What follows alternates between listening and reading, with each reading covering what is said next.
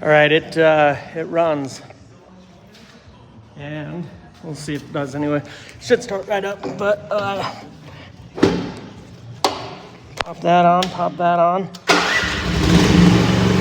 starts right up. Flame's already up. One-handed driving. Steer it one-handed. Oh yeah, we can totally do all the work one-handed. Just kidding, the garage door's not up enough yet. I had to learn how to drive it in between these two freaking monster boats, and that was not cool. But anyway, it moves, it runs. I did the oil change. I did the oil change on it already. That was no problem. Found the fuel switch, got new gas in it, drained the bulb off the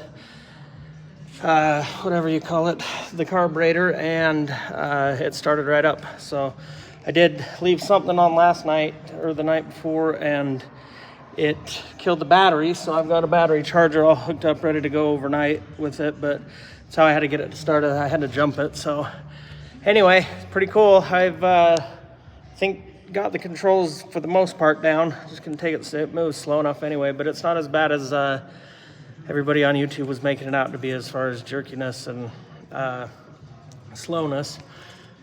My first excavator too, so I don't know.